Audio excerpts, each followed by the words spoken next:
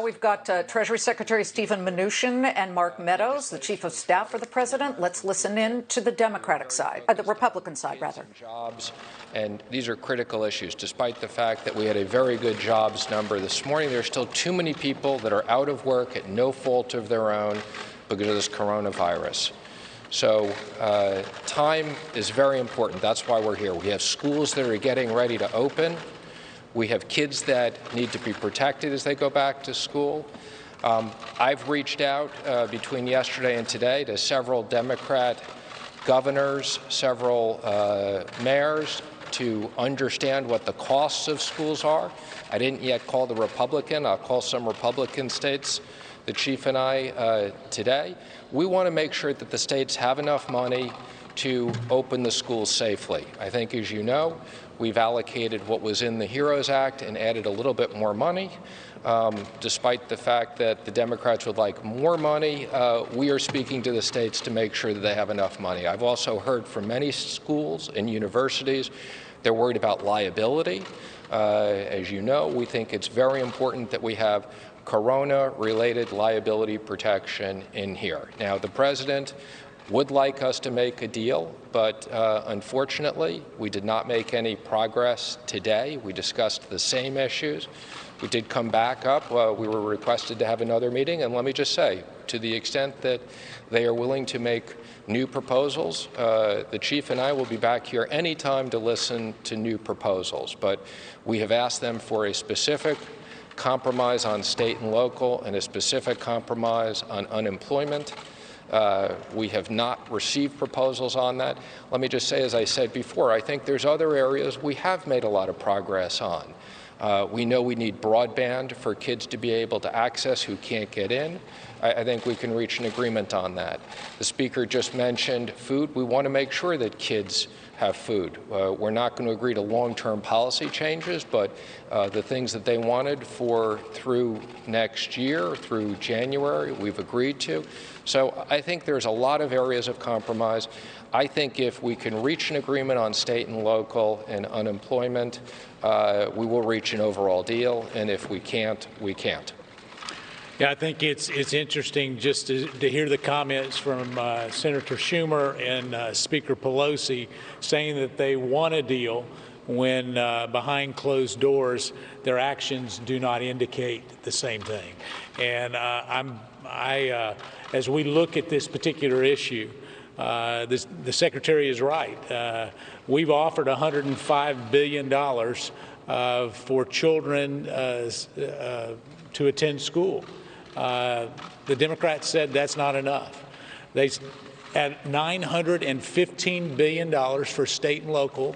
That's where they were 2 weeks ago. Today, they're at $915 billion. Now, if you're talking about compromise, even with their $1 trillion Washington, D.C. magical way of saying they're going to come down $1 trillion, they can't come up with any significant cuts in their bill. What they want is a $2.5 trillion blank check. And I can just tell you the president has encouraged us not only to negotiate and as the Secretary indicated, to come back and negotiate in good faith. But at this point, I'm extremely disappointed that we came up here today just to hear the same thing repeated over and over again, which is the same thing that we've heard repeated for the last 2 weeks.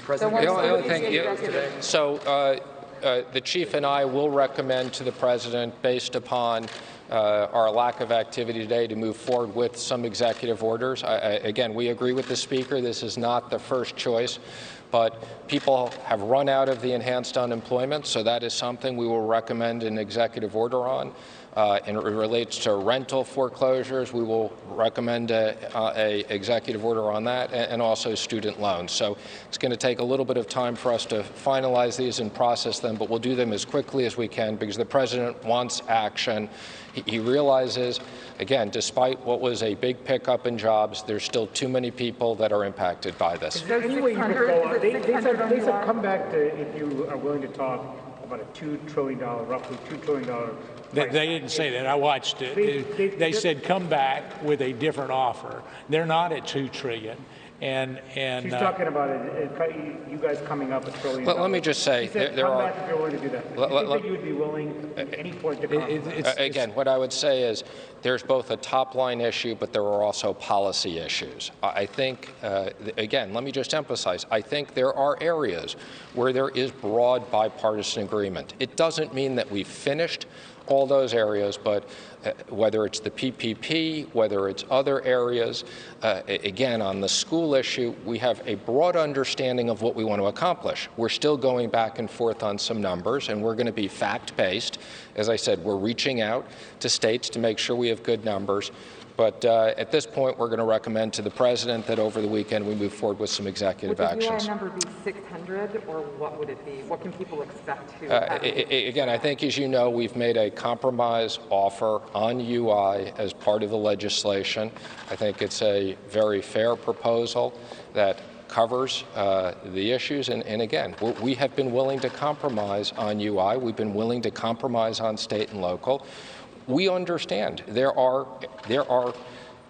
workers in state and local governments. There's firefighters, there's police, there's first responders, there's people who are in hospitals that have been working round the clock because of this virus, and we understand we need to pick up those costs.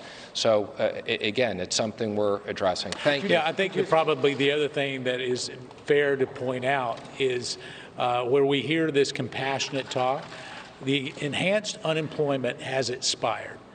The Democrats have had an opportunity multiple times to extend even what we're doing right now, and they have consistently said no. Where is the compromise in any of that?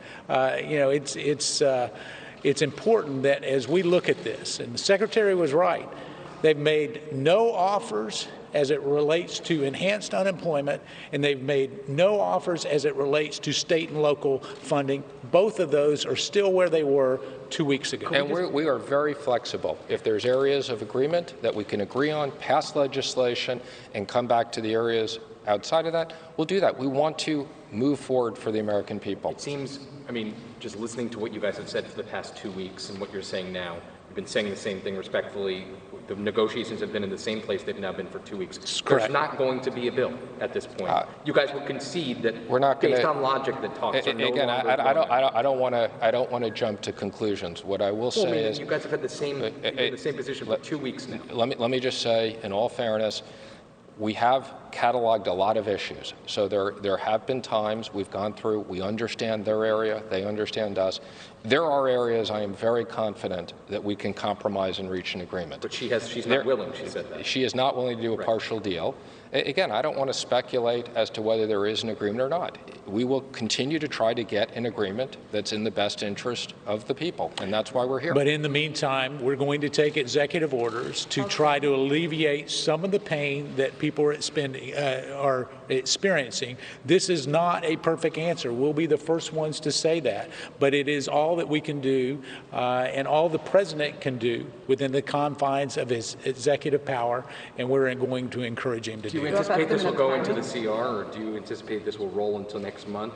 I mean, since I don't want to anticipate anything. Again, just as they said, we're open to listen to new offers. Again, if they have compromises on UI and state and local, we're ready to be here and negotiate. Thank you. Thanks, guys.